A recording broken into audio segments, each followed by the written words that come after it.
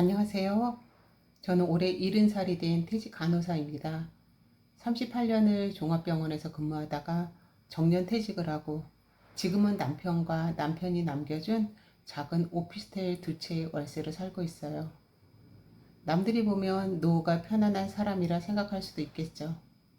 근데 제가 오늘 이 사연을 보내게 된 건 무릎 수술을 받고 마취해서 깨어난 병원 침대 위에서 세상에 저를 찾아줄 사람이 단 한 명도 없다는 사실을 깨달았기 때문입니다. 아들한테 전화했더니 미국 출장 중이라며 끊겼고, 며느리한테 전화했더니 돌아온 대답은 이랬습니다. 어머니, 저 모레 해외여행이에요. 요양사 쓰세요. 제 시간은 금이거든요. 그 말을 듣고 수술 직후의 통증보다 더 깊은 곳이 아팠습니다. 제가 대체 뭘 그렇게 잘못했길래 이런 소리를 듣게 되었는지 처음부터 한번 말씀드려 볼게요. 제 남편은 건설회사 소장이었어요. 묵묵하고 성실한 사람이었는데 제가 58 되던 해에 간암 판정을 받았습니다. 발견했을 때는 이미 3기였어요. 투병 1년 반 만에 남편은 세상을 떠났습니다. 그때 큰아들 정호가 32, 작은 딸 은지가 29이었어요. 갑자기 반려자를 잃고 나니 하늘이 무너지는 것 같았지만 울고만 있을 수는 없었습니다. 남편이 남긴 퇴직금과 보험금, 그리고 제 퇴직금을 합해서 오피스텔 두 채를 매입했어요. 역세권 소형 오피스텔이라 공시 걱정 없이 월세가 꼬박꼬박 들어왔고 그게 제 노후를 책임져 줄 거라 생각했죠. 작은 딸 은지는 어릴 때부터 무척 야무졌어요. 간호대를 나와서 저처럼 종합병원에서 일하다가 전문 간호사 자격증까지 땄습니다. 30에 같은 병원 외과 의사와 결혼해서 세종시에 자리를 잡았고 저는 늘 은지는 알아서 잘하니까 하고 마음을 놓았어요. 문제는 아들이었습니다. 정호는 착하고 순한 아이인데 뭐랄까 좀 우유부단한 데가 있었어요. 대학을 졸업하고 중소기업 영업직에 들어갔는데 월급도 많지 않고 승진도 느리고 전 그게 항상 마음에 걸렸습니다. 딸은 혼자서도 잘 사는데 아들은 자꾸 불안하니까 아무래도 아들 쪽에 더 신경이 가게 되잖아요. 그러다가 정호가 34세 여자를 데려왔어요. 면세점에서 일하는 아가씨였는데 키가 크고 화장을 잘하고 말을 참 예쁘게 하더라고요. 저한테 어머님, 정호 오빠가 세상에서 제일 성실한 사람이에요. 어머님이 잘 키우셨나 봐요. 하길래 속으로 예쁜 말 할 줄 아는 애구나 싶었어요. 근데 결혼 준비 들어가면서 분위기가 달라졌어요. 상견례 자리에서 며느리는 친정 어머니를 처음 만났는데 이분이 재혼하셔서 새 가정이 있는 분이에요. 그 가정은 안쓰럽긴 했는데 만나자마자 하시는 말씀이 요즘은 남자 쪽에서 신혼집은 기본으로 해주셔야죠. 우리 유진이가 면세점에서 명품 손님만 상대하던 애라 눈이 좀 높아요. 아파트 평수가 너무 작으면 적응을 못해요. 이런 식이었습니다. 속으로는 불편했지만 정호가 나중에 전화해서 엄마, 장모님이 재혼하시면 유진이한테 미안한 게 많으셔서 그래. 좀 이해해줘. 하고 저한테 사정을 이야기하니까 그래 뭐 그럴 수도 있겠지 하고 넘어갔습니다. 결국 결혼 비용은 거의 다 제가 부담했어요. 거기서 끝이 아니라 신혼집 문제가 남았는데 정호 월급으로는 전세조차 빠듯했거든요. 결국 제가 모아둔 돈을 크게 써서 제 명의로 아파트를 하나 샀어요. 34평 새 아파트였습니다. 정호한테는 너희가 자리 잡으면 그때 넘겨주마 했는데 감사하다고 말하는 며느리의 표정이 참 묘하더라고요. 지금 생각해보면 그때부터 조짐이 보였던 것 같아요. 결혼식은 잘 치렀습니다. 환하게 웃는 아들과 며느리를 보니 마음이 한결 놓였어요. 이제야 제 짝을 찾아 자리 잡는구나 싶어 혼자 가슴을 쓸어내렸습니다. 하지만 그 안도감은 오래가지 못했습니다. 예식을 마치고 돌아온 저녁 딸 은지한테서 전화가 왔습니다. 받자마자 은지는 참았던 울음을 터뜨리듯 물었어요. 엄마, 나 딱 하나만 물어볼게. 나 결혼할 때는 전세보증금 2천만 원 빌려주면서 이자까지 받더니 오빠한테는 새 아파트를 통째로 사줬어? 당황스러웠지만 은지가 이미 다 알고 있더라고요. 저는 다급히 달래듯 말했습니다. 은지야, 내 오빠는 형편이 안 되니까 엄마가 조금 보태준 거야. 넌 전문 간호사의 남편도 의사잖아. 잘 살고 있으니까. 그러자 은지가 비수 같은 말을 쏟아냈습니다. 우리가 잘 사는 게 아니라 내가 3교대 돌면서 죽어라 노력해서 알아서 산 거야. 먼저 독립해서 제 앞가림하느라 고생한 딸이 바보야, 엄마? 나도 힘들었어. 단 한 번도 엄마한테 손 안 벌렸다고 해서 내가 안 힘들었던 건 아니라고. 그대로 전화가 끊기고 저는 한참을 거실에 앉아 있었습니다. 그날 이후로 은지와의 관계는 급격히 얼어붙었습니다. 먼저 전화를 걸어도 단답형으로 일관하고 명절 때도 당직이라 못 가 하며 얼굴 보기가 힘들어졌죠. 지금 돌이켜보면 그때 은지의 손을 잡고 진심으로 사과했어야 했습니다. 그렇게 딸과의 거리가 멀어지는 동안 정원에는 이듬해 귀한 손녀를 보았습니다. 며느리는 아이를 낳자마자 육아하면서 면세점을 도저히 못 다니겠다며 퇴직하더군요. 저 역시 일하면서 육아까지 하는 게 얼마나 힘든지 알기에 기꺼이 이해했습니다. 진짜 문제는 그 뒤부터였습니다. 전업주부가 된 며느리가 슬슬 저에게 손을 벌리기 시작한 거죠. 처음엔 잠깐 볼 일이 있다며 일주일에 한두 번 손녀를 맡기더니 그게 3번, 4번이 되고 나중엔 매일의 당연한 일과가 되어버렸습니다. 손녀 녀석이 눈에 넣어도 안 아플 만큼 이쁘니 저도 군말 없이 봐줬습니다. 하지만 며느리의 외출은 갈수록 길어졌어요.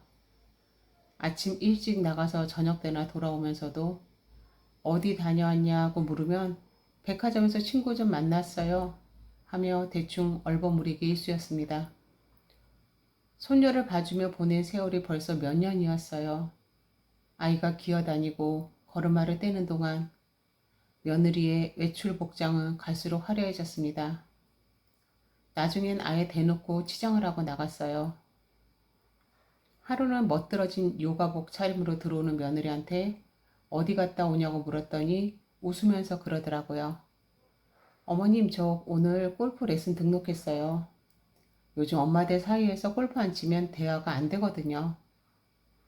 그 말을 듣고도 참았습니다. 그런데 골프가 필라테스로, 다시 피부과로, 다시 네일아트로 하나씩 추가됐습니다. 저한테는 손녀를 맡겨놓고 며느리는 어김없이 밖으로 나갔어요. 집안에는 빨래와 설거지가 산더미처럼 쌓여가는데 밖에서 자기 관리에만 열중인 모습에 속이 쓰렸지만 꾹 참았습니다. 아이가 유치원에 갈 무렵이 되자 이제는 대놓고 제 통장을 노리기 시작했습니다. 첫 물꼬를 튼 건 영어 유치원비였어요. 어느 날 정호가 퇴근길에 전화를 걸어와서 목소리를 깔고 말했습니다.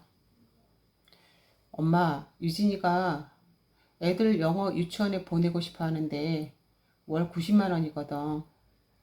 우리 형편이 좀 빠듯해. 엄마가 좀 보태주면 안 될까? 하나뿐인 손녀 교육이라는데 모른 척하기 어려웠습니다. 연금과 월세를 아끼면 감당할 수 있겠다 싶어 선뜻 그러라고 했죠. 그런데 한 달 뒤에는 발레비 20만 원, 그 다음 달에는 피아노 학원비 25만 원을 또 붙였습니다. 정신 차리고 보니 학원비로만 매달 135만 원이 제 통장에서 빠져나가고 있었어요. 거기서 끝이 아니었습니다. 어느 순간부터는 관리비가 많이 나왔다며 고지서를 밀어놓고 차 할부금이 밀렸다며 손을 벌렸습니다. 이 모든 요구는 항상 아들 정호의 입에 통해서만 전달이 됐습니다. 며느리는 직접 돈 달라는 소리를 안 하면서 꼭 아들을 앞세워 제 마음을 약하게 만들었죠. 한번 시원하게 열어준 수도꼭지를 다시 잠그려니 타이밍을 잡기가 정말 힘들었습니다.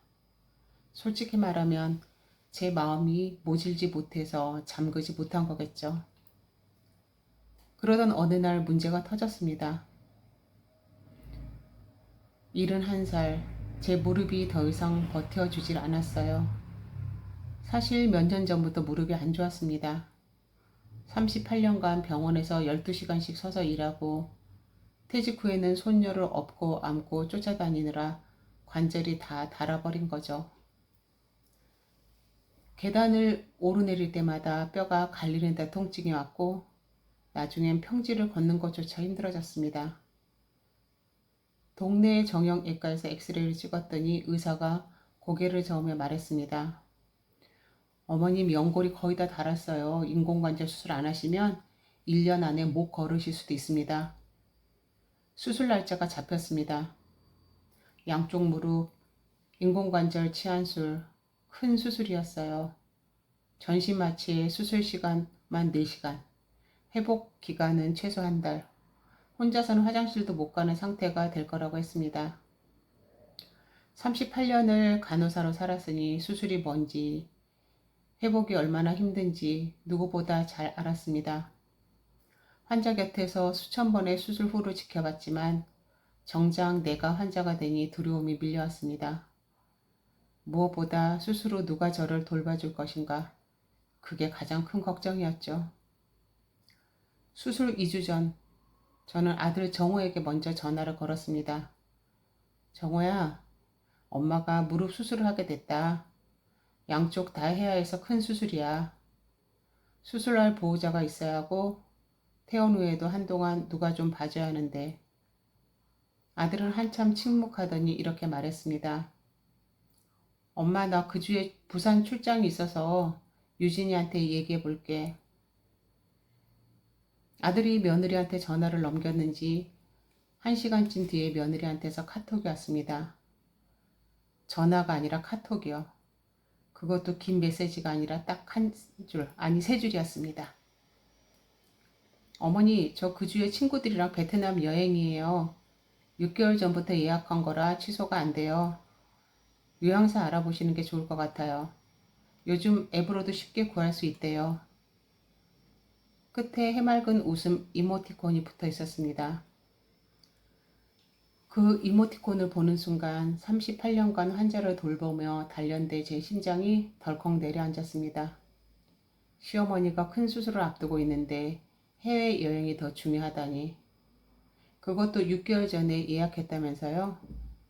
그 6개월 동안 저는 매일같이 그 집에 가서 손녀 봐주고 빨래해주고 반찬 만들어줬는데 저는 떨리는 손으로 답장을 보냈습니다. 수빈아, 수술이 좀 큰 수술이라 보호자가 필요하대. 여행 일정 좀 조정해 볼 수는 없겠니? 읽음 표시가 뜨고 한참 뒤에 답이 왔습니다. 어머니 솔직히 말씀드릴게요. 저도 제 시간이 있어요. 제 시간은 금이에요. 어머님 수술 때문에 제 일정을 바꿀 수는 없어요. 요양사 구하시면 제가 비용 좀 보태드릴게요. 비용을 보태드린다고? 그동안 제가 그 집에 쏟아부은 돈이 얼마인데 요양사 비용을 보태준다고? 하지만 더 가슴을 찌른 건 그 다음 문장이었습니다. 그리고 어머님, 퇴원하시면 당분간 우리 집 오시는 것도 좀 쉬어주세요. 수술 후에 컨디션 안 좋으시면 하은이한테 안 좋은 에너지가 갈 수 있거든요. 안 좋은 에너지라니? 제가 소녀한테 병균이라도 옮기는 존재라는 뜻인가? 그 순간 저는 이 며느리에게 제가 무엇이었는지 선명하게 깨달았습니다. 저는 건강하고 돈을 줄 때만 가족이었고 아프고 돈이 필요한 순간에는 부담스러운 노인에 불과했던 겁니다. 수술 당일이었습니다. 대학병원 수술실 앞 대기실에는 보호자석이 있었습니다. 옆 침대의 환자분의 보호자석에는 아들과 며느리가 나란히 앉아 과일을 깎아 먹이고 있었고 건너편 할머니 곁에는 송주까지 와서 손을 잡아주고 있었습니다. 제 보호자석은 비어 있었습니다. 아들은 부산 출장이라 했고 며느리는 이미 어제 베트남으로 떠났습니다. 인스타그램에 공항 사진을 올린 걸 봤어요. 선글라스를 끼고 환하게 웃으며 힐링타임 시작이라고 적어 놓았더군요. 시어머니가 수술대에 올라가는 날 며느리는 공항에서 셀카를 찍고 있었습니다. 수술 동의서에 보호자 서명을 해야 하는데 옆에 아무도 없었습니다. 결국 병원 사회복지사의 도움을 받아 간신히 서류를 처리했습니다. 38년간 이 병원에서 남의 수술을 도왔던 제가 정작 내 수술에는 동의서 한 장 제대로 처리할 사람이 없었습니다. 마취 주사가 들어가기 직전 수술실 천장의 하얀 조명을 바라보며 생각했습니다. 이 수술에서 깨어나지 못하면 나를 위해 울어줄 사람이 있기는 한 걸까? 수술은 성공적이었습니다. 다행히 깨어났죠. 하지만 깨어난 뒤가 더 지옥이었습니다. 전신 마취에서 깨어나면 극심한 구역질과 함께 몸이 떨립니다. 온몸이요. 제 옆에는 요양사 아주머니 한 분이 앉아 계셨어요.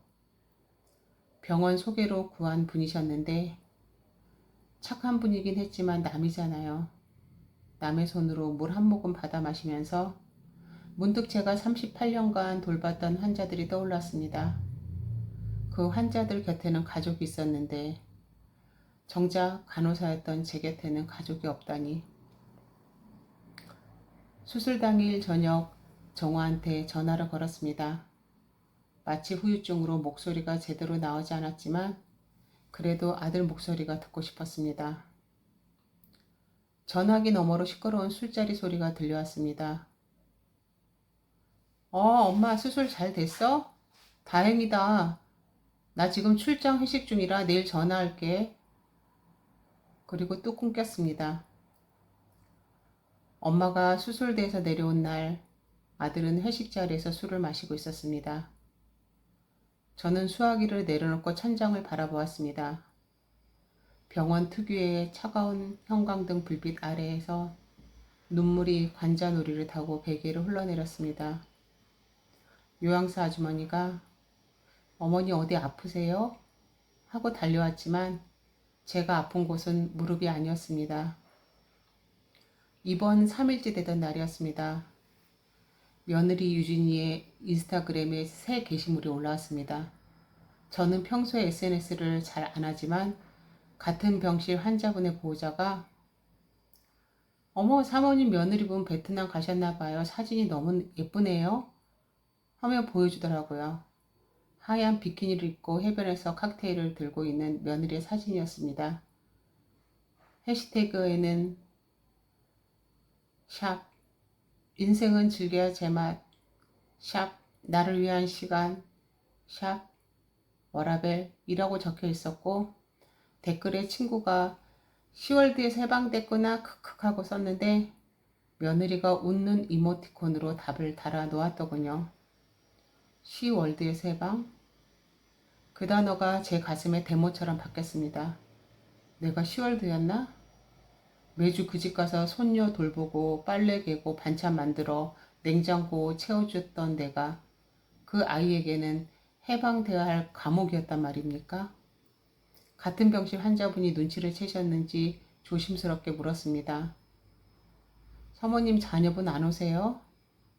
저는 억지 미소를 지으며 대답했습니다. 아들이 출장 중이라서요. 며느리는 선약이 있고요. 그분이 안쓰러운 눈으로 저를 바라보며 한마디 하셨습니다. 세상에 어머니가 큰술 수술했는데 선약이 더 중요한 며느리가 어디 있어요? 그 한마디에 참고 있던 눈물이 와르르 쏟아졌습니다. 이번 5일째 아들 정호가 출장에서 돌아왔다며 병원에 왔습니다. 하지만 올 때 빈손으로 왔어요. 과일 한 봉지, 죽 한 그릇도 없이 그냥 빈손으로요.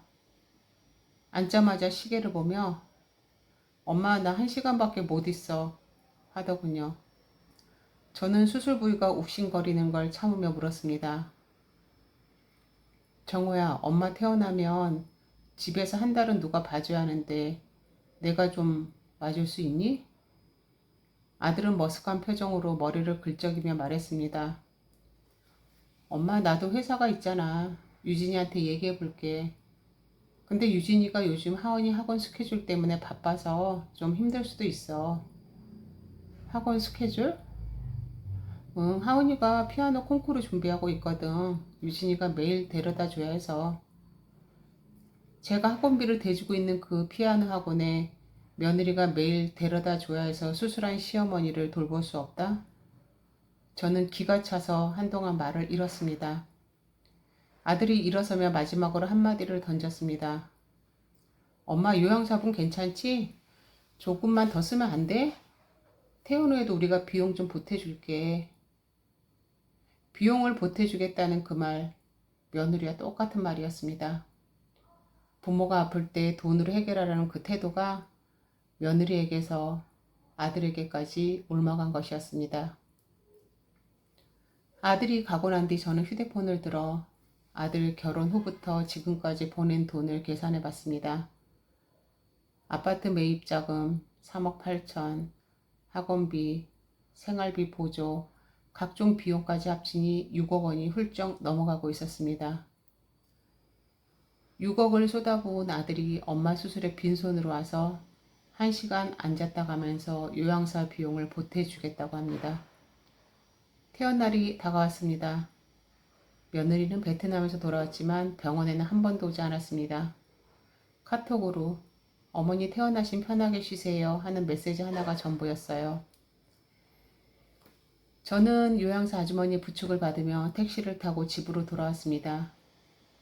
비어있는 제 아파트 현관문을 열고 들어서는데 신발장 위에 먼지가 소복히 쌓여 있었습니다. 입원해 있던 열흘 동안 아무도 저희 집에 와본 사람이 없었다는 뜻이었죠. 요양사 아주머니가 일주일만 더 있어줄 수 있겠다고 했습니다. 저는 그 일주일 동안 목발을 짚고 거실과 화장실을 오가며 혼자라는 단어의 무게를 온몸으로 느꼈습니다. 그런데 바로 그 일주일 동안 제 정신을 번쩍 들게 만든 일이 벌어졌습니다. 퇴원 후 사흘째 되던 저녁이었습니다. 정호한테서 전화가 왔습니다.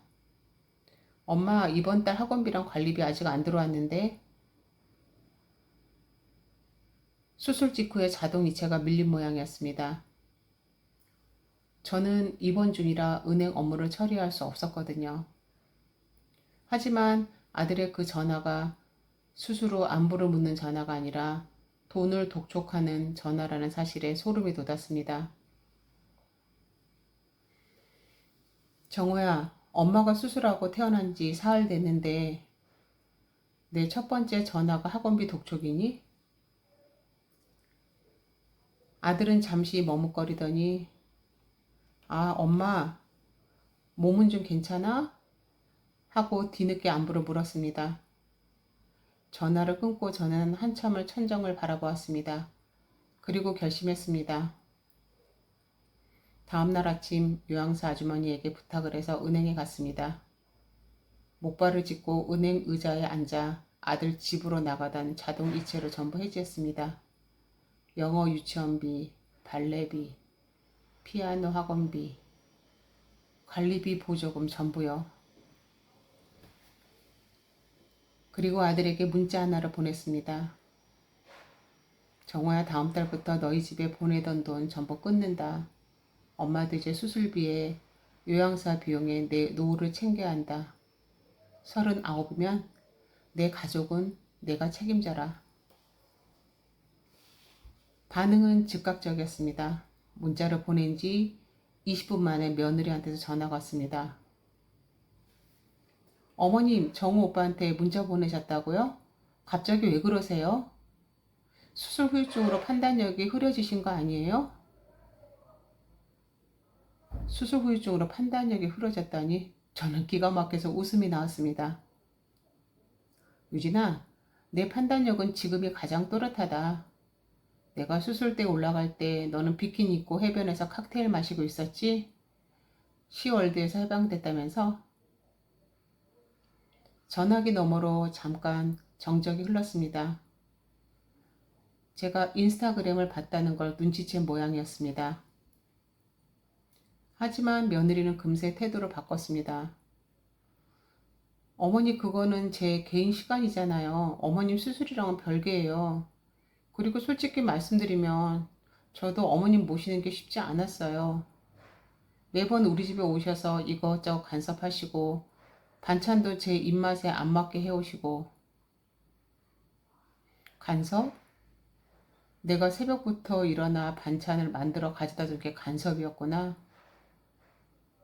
며느리의 목소리가 점점 높아졌습니다. 어머니, 솔직히 요즘 세상에 시어머니가 매일 며느리 집에 드나드는 것 자체가 비정상이에요. 저도 참았던 거예요. 그리고 돈 이야기 하시니까 저도 할 말이 있어요. 어머님 자발적으로 해주신 거잖아요. 저희가 강요한 적 없어요. 자발적으로? 그 단어에 온몸이 떨렸습니다. 아들을 앞세워 매달 수백만 원씩 뜯어가면서 자발적이라니. 저는 차갑게 대답했습니다. 그래, 자발적으로 해줬으니까 자발적으로 끊는 것도 내 권리다. 더 할 말 없으면 끊어라. 며느리가 마지막으로 한마디를 내뱉었습니다. 어머님, 이러시면 나중에 정말 후회하실 거예요. 손녀 보고 싶을 때 찾아오셔도 저는 문 안 열어드릴 거예요. 그리고 전화가 끊겼습니다. 돈을 끊은 지 이틀째 되던 날이었습니다. 오후 2시쯤 현관 초인종이 울렸습니다. 목발을 짚고 겨우 현관까지 가서 인터폰 화면을 봤더니 아들 정호가 서 있었습니다. 그런데 복장이 이상했습니다. 양복도 아니고 캐주얼도 아니고 회사 작업복 같은 걸 입고 있었어요. 얼굴도 해쓱했고 눈이 벌겋게 충혈돼 있었습니다. 문을 열자 아들이 현관에 서서 저를 바라봤습니다. 그리고 갑자기 무릎을 꿇었습니다. 현관 바닥 타일에 쿵 하고 무릎이 닿는 소리가 났습니다. 저는 깜짝 놀라 정호야, 무슨 일이냐? 하고 물었습니다. 아들은 고개를 숙인 채 어깨를 들썩이며 울기 시작했습니다. 39 된 남자가 어머니 현관에 무릎을 꿇고 어린아이처럼 흐느끼는 모습은 차마 눈을 뜨고 볼 수 없는 광경이었습니다. 엄마, 나 회사 잘렸어. 뭐? 구조조정 명단에 올라서 어제 통보받았어. 이번 달 말까지만 나오래. 머릿속이 하얘졌습니다. 아들은 바닥에 이마를 댄 채 쏟아내듯 말을 이어갔습니다. 엄마가 돈 끊었다고 유진이한테 말했더니 유진이가 미친 듯이 화를 내면서 당신이 돈도 못 벌고 엄마한테 돈도 못 타오면 대체 뭐가 남냐고 소리 지르더라. 그래서 싸웠어, 크게.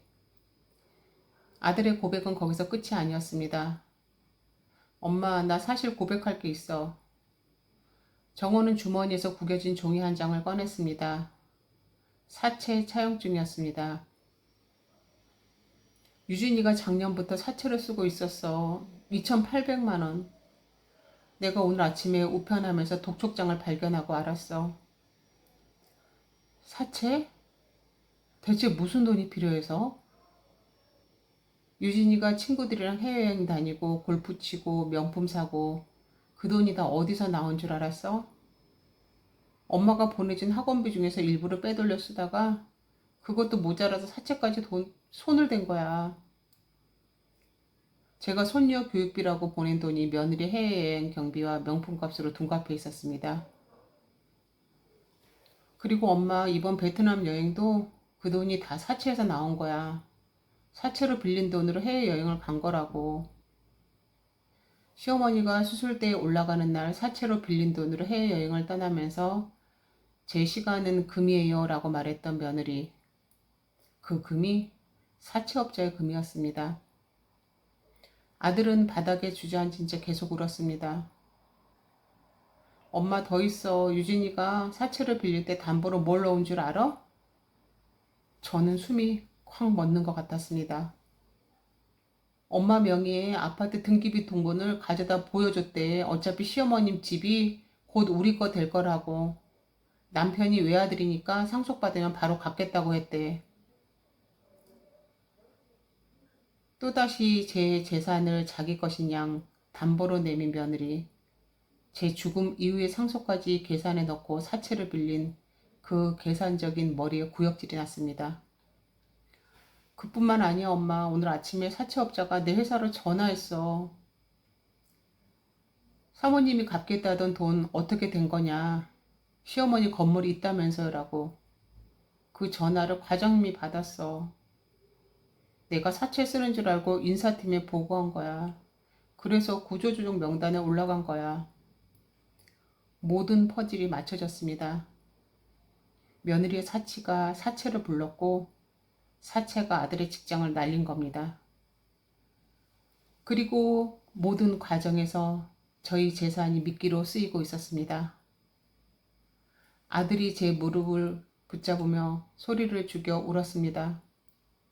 엄마 나 이혼해야 하는 거야? 하은이는 어떻게 해? 엄마 나 어떡하면 돼? 제발 한 번만 도와줘. 39 된 아들이 인생의 모든 문제를 엄마에게 물어보는 모습이 참담했습니다.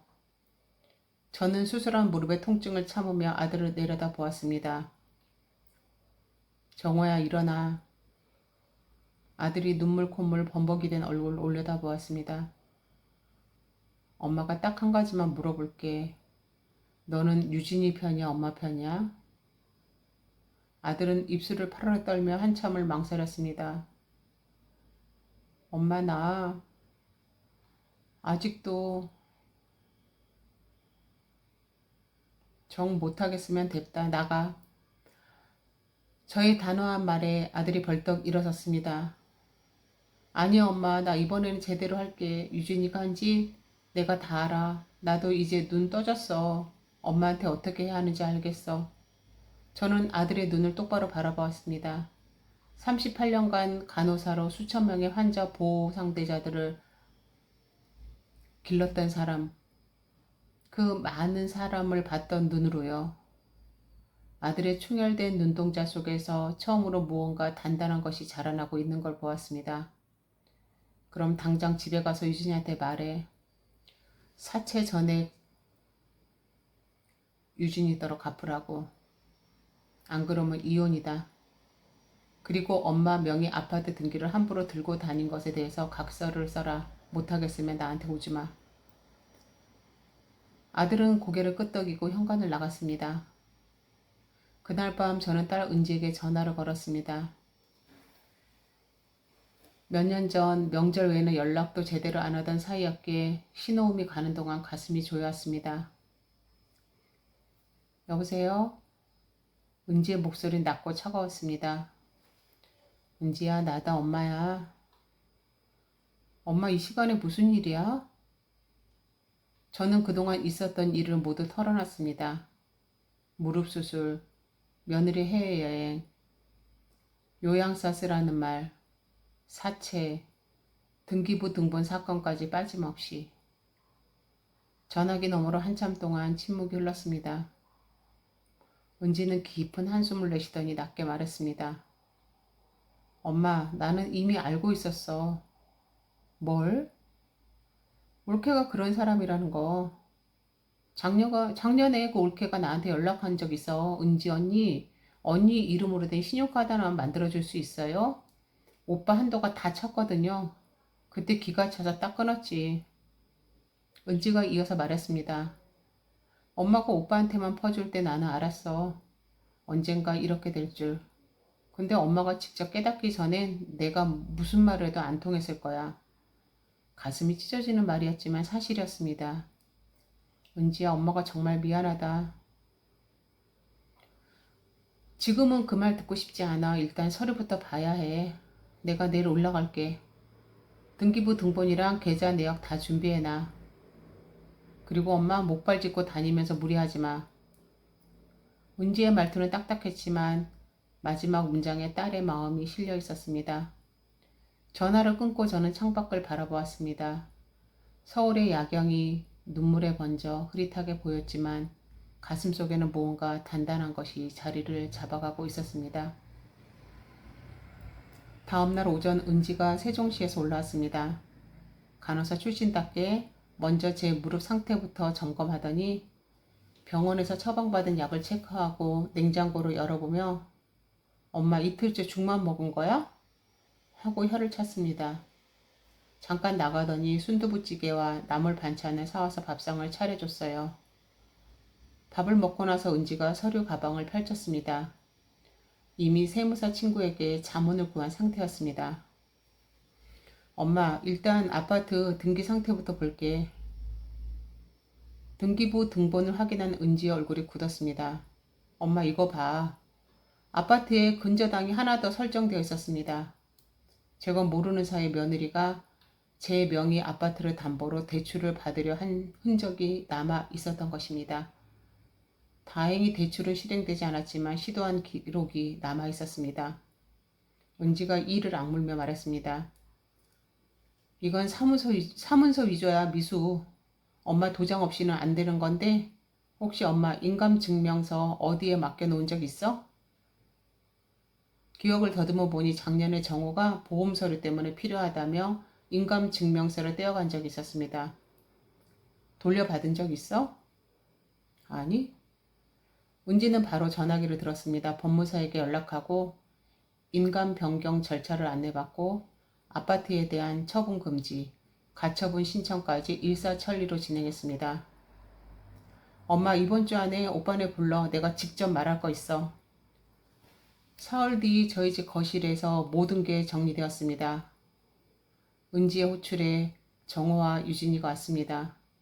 며느리 유진이는 베트남에서의 자신감은 온데간데 없고 눈이 퉁퉁 부은 채 고개를 숙이고 있었습니다. 은지는 테이블 위에 서류를 펼치며 조목조목 따지기 시작했습니다. 올케 엄마 명의 아파트 등기부 등본 들고 사채업자한테 간 거 맞지? 며느리가 입술을 깨물며 고개를 끄덕였습니다. 엄마한테 안 받은 인감증명서로 담보대출 시도한 것도 맞지?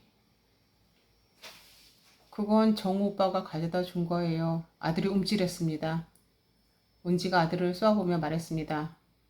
오빠, 엄마 인감증명서 마누라한테 넘긴 거 맞아? 정우는 고개를 떨구며 대답했습니다. 유진이가 보험서류라고 해서. 보험서류 인감이 왜 필요해? 오빠도 공범이야. 은지의 눈에서 분노의 불꽃이 이글거렸습니다. 자, 정리하자. 첫째, 이 아파트 6개월 안에 비워. 엄마 명의 집이니까. 엄마가 결정할 거야. 둘째, 사채 2,800만 원은 올케가 자기 힘으로 갚아. 엄마 재산하고는 일절 관계가 없다는 각서를 쓰고. 셋째, 엄마한테 그동안 받은 지원금 내역 다 정리해서 차용증으로 전환할 거야. 공짜로 먹고 살았던 시절을 오늘부로 끝이야. 며느리가 울먹이며 말했습니다. 하은이 학교는요? 이 동네 학교에 다니고 있는데. 은지가 단호하게 받았습니다.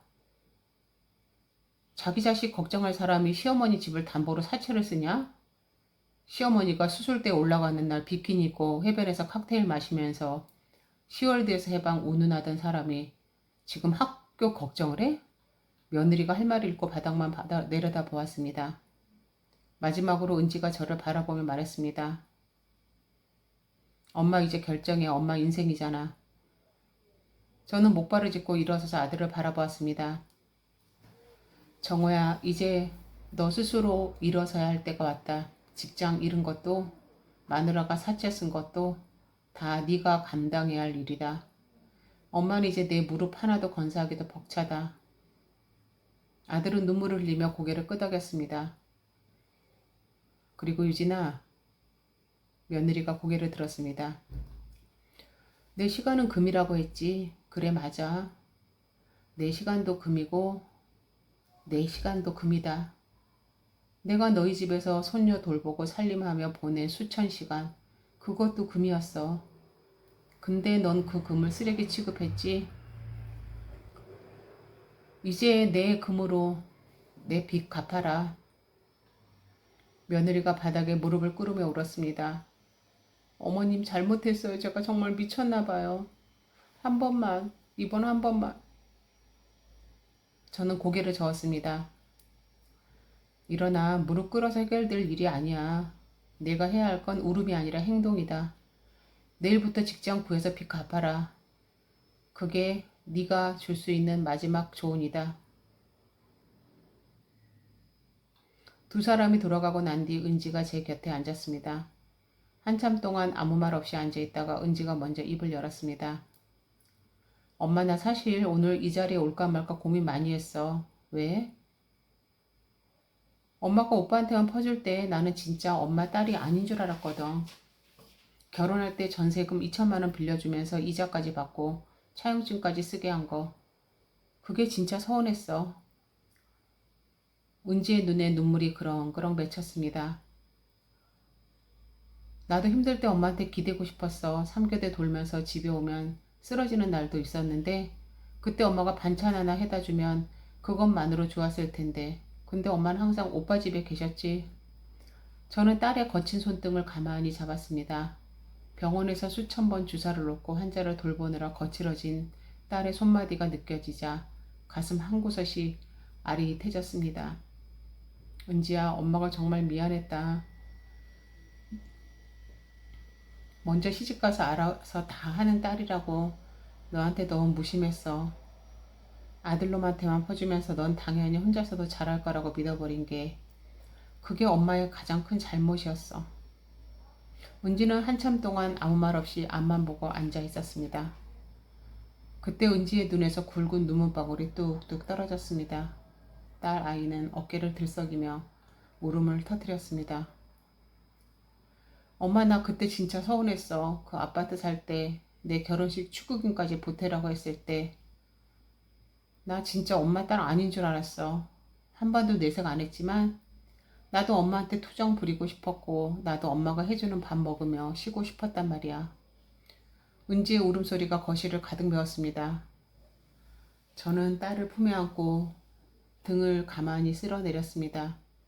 38년 간호사 생활 동안 수천 명의 환자를 보듬어왔으면서 정작 제 딸의 마음속 멍자국은 이제야 발견한 못난 엄이었습니다.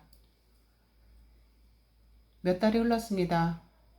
아파트는 매각 절차를 밟았고 아들 부부는 서울 외곽의 작은 빌라로 이사했습니다. 며느리 유진이는 다시 면세점에 취직해서 하루 종일 서서 일하고 있다고 합니다. 사채 이자를 갚으려면 선택의 여지가 없었겠죠. 아들 정호 역시 건설 자재 회사에 다시 취직해서 퇴근 후에는 배달 라이더 부업을 하며 빚을 갚고 있다고 했습니다. 예전 같으면 반찬이라도 사들고 달려갔겠지만 전 이제 그러지 않습니다. 스스로 저지른 일의 무게를 온몸으로 견뎌내는 것 또한 그 아이가 어른이 되는 유일한 길임을 이제 알았기 때문입니다. 제 무릎은 재활을 거쳐 많이 나아졌습니다. 은지가 세종시 근처 재활병원 알아봐줘서 한 달간 입원 재활 치료를 받았어요. 은지는 3교대 근무 사이사이 시간을 쪼개서 병원에 와줬습니다. 과일을 깎아주었고 제 다리를 주물러줬고 밤에는 전화로 엄마 운동은 했어? 하고 챙겨줬습니다. 모든 정리가 어느 정도 마무리되던 어느 주말 은지가 제게 말했습니다. 엄마, 우리 제주도 가자. 나 사실 엄마랑 단둘이 여행 가본 적 한 번도 없잖아. 오빠네 식구 다 끼고 가는 거 말고 진짜 우리 둘이서만 맛있는 거 먹고 푹 쉬다 오는 거. 당장 다음 주에 떠나자. 저는 딸의 제안에 천천히 고개를 끄덕였습니다. 은지는 그날 밤으로 비행기 표를 예매했고 저는 평생 입어본 적 없는 산호색 원피스를 하나 꺼내 간단히 짐을 꾸렸습니다. 이튿날 제주 공항에 도착했습니다. 게이트가 열리고 시원한 바닷바람이 뺨을 스쳤습니다. 저는 은지와 나란히 서서 각자의 캐리어를 끌고 밖으로 걸어 나왔습니다. 예전에 아들네와 여행을 왔을 때처럼 유모차를 밀거나 손녀 짐가방을 메지 않아도 되었습니다. 누구를 챙겨야 한다는 감각 없이 오직 제 발걸음 소리에만 집중하며 걷는 길이 이토록 가벼울 줄은 몰랐습니다. 해안도로를 달리는 차 안에서 은지가 웃으며 말했습니다. 엄마 표정 이렇게 밝은 거 나 태어나서 처음 봐. 저는 말없이 창밖으로 펼쳐진 에메랄드빛 바다를 바라보았습니다. 바다가 내려다 보이는 작은 카페에 자리를 잡았습니다. 은지가 커피를 주문하러 간 사이 저는 가방에서 낡은 수첩을 꺼냈습니다.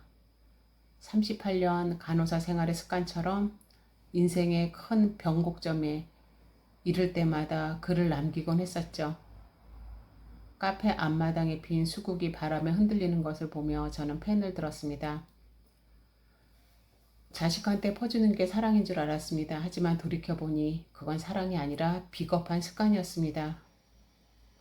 아들한테 너무 많이 해줘서 그 아이의 자립을 망쳐 미안하고 딸한테는 너무 안 해줘서 그 아이의 마음을 춥게 만들어 미안합니다.